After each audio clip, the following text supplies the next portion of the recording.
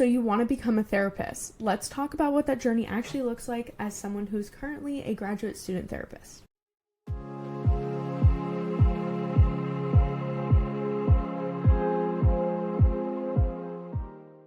Hi everyone, my name is Amanda Lee and I am a graduate student therapist, and I am in the master's program at the University of South Florida located in Tampa, and I'm in the master's for clinical rehabilitation and mental health counseling. Welcome to the reflection room. Okay, so how to become a therapist?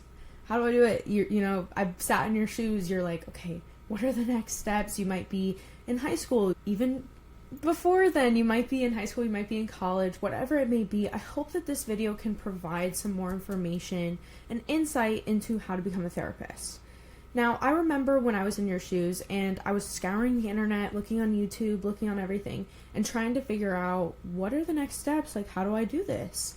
And I feel like as a society, the first thought that came into my head, just like anyone, was psychology. So I was like, okay, let me get a bachelor's of arts in psychology. And I did just that. I did this after exploring an elementary education major, and my exploration with that was very unique. I was in the schools and I was observing in the middle of COVID.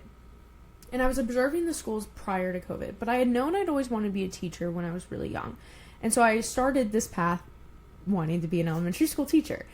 And something had kind of shifted. I don't know. It was a very chaotic day. I was in the kindergarten classroom and the principal announced over the speaker and was like, please check your emails for next steps. And all the teachers rushed and checked their emails. And the email basically stated, we're closing the schools down. We're going to be removing to remote learning, things like that. And it was very unknown. The entire school erupted into chaos. There were tears. There were teachers telling me don't do this, run away.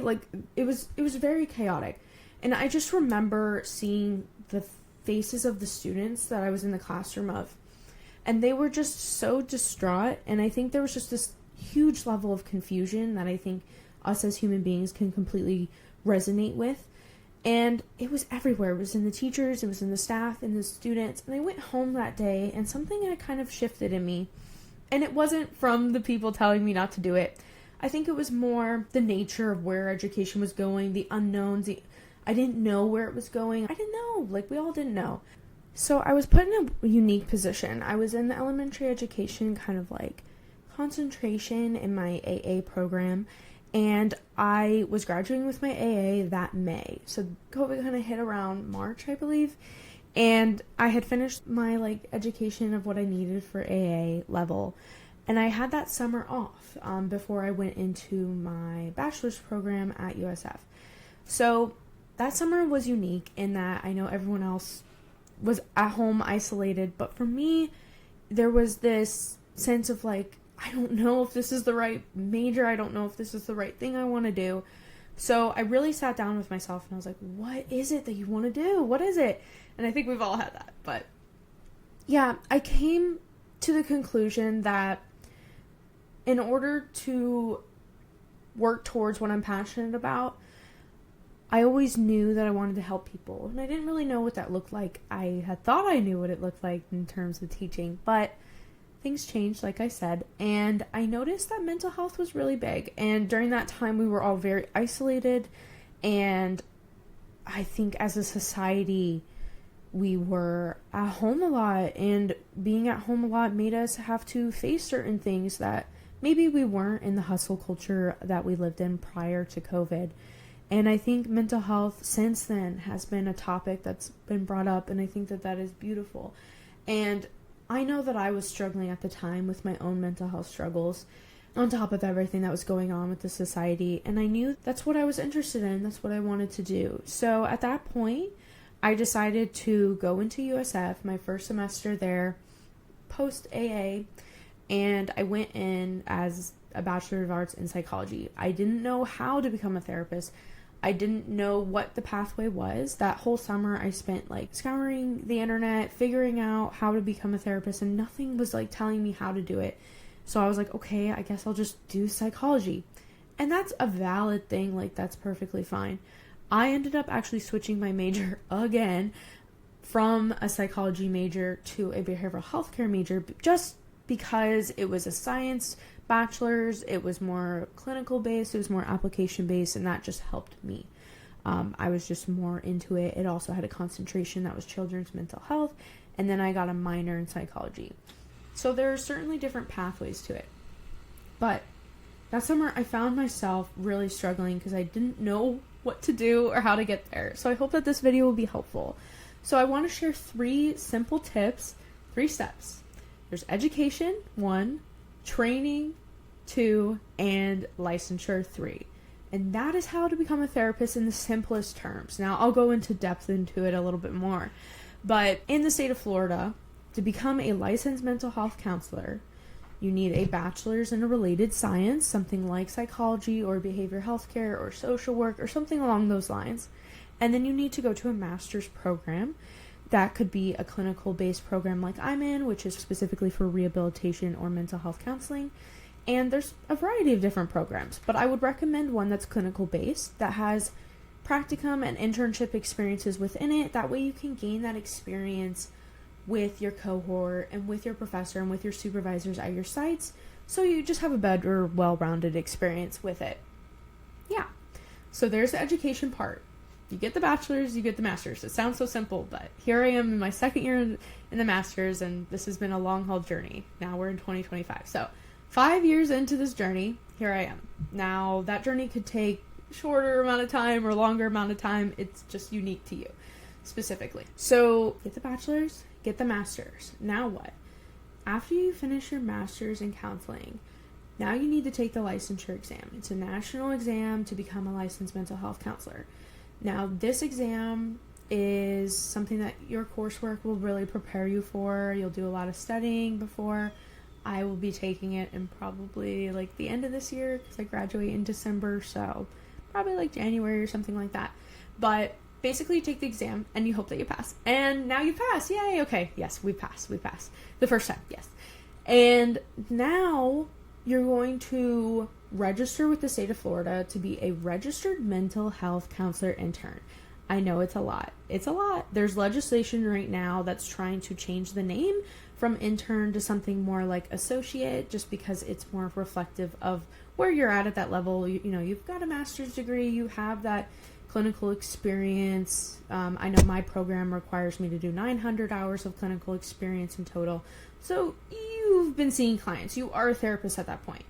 So RMHCI is the acronym for that. And now you're a registered mental health counselor intern. So now, at that point in the state of Florida, you are required to collect 1,500 clinical hours under direct supervision with a qualified supervisor in the state of Florida. And you would meet with the supervisor weekly. I forget the number of hours. I think it's 100. Don't quote me. But yeah. So you get 1,500 clinical hours. I know that for a fact. And then you'd get X amount of hours with a supervisor. And basically the combination of you being registered, gaining those clinical hours, and taking that licensing exam, now you can register to become licensed once you've gathered those hours. Now, typically those hours accrue within 2 years to 5 years. I think you have up to 5 years post-grad to collect them. So let's say 2 years post-grad, you collect the 1,500, you have the qualified, you have all of your documentation and your paperwork and everything, and you've already passed the exam, and now you become a licensed mental health counselor. And that, in the shortest terms, is the pathway of how to become a counselor. Now, there's a lot of little things within it, and I could dissect in later videos, like what it's like to be a grad school therapist or what mental health counseling grad school is like. I can definitely do that. Leave some comments down below if you would like for me to explore those topics. But yeah, now I did want to talk a little bit about some tips that would be helpful in this journey, wherever you're at in the journey. I think it's important to trust the process. This is a long process, and it's 100% worth it if you want to be a therapist. I think this job is very rewarding, and it takes a while. It takes a while, and you just have to accept that, but trust the process.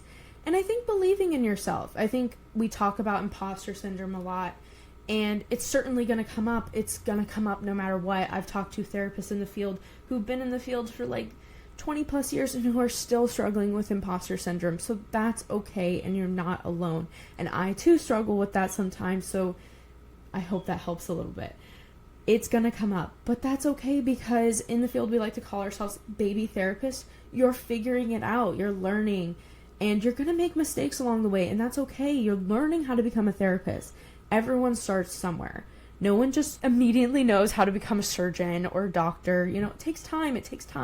And this is a clinical program that you will be a part of. So, yeah, accruing those clinical hours and stuff. So, I hope that helps a little bit. And just know that there's going to be so much growth on this journey, specifically grad school. There's a lot of these jokes in grad school that are like, know thyself, or, there's just a lot of self-awareness exercises that we go through. But it's important. It's so important. And this is a profession that requires a lot of reflection and understanding. And yeah, if you're interested in human nature and helping people and stuff, you've come to the right place. You've come to the right profession, the right field. So I hope that this was helpful to you. I know that I was scrambling everywhere trying to figure it out. So again, those 3 steps: education, bachelor's or master's in related fields. Then training, you gain that training in your master's program ideally, and then licensure, and then you become a licensed mental health counselor. And that's the most simple way I can put it. But you're going to do great. I believe in you, and I really hope that this was helpful. Please leave any comments down below if you are thinking about becoming a therapist, or if you have any questions, or if you're even a therapist in the field and talking about your unique journey of how you became a therapist. So yeah, we'd love to hear it. Thank you so much for joining me on the Reflection Room today. Keep on reflecting.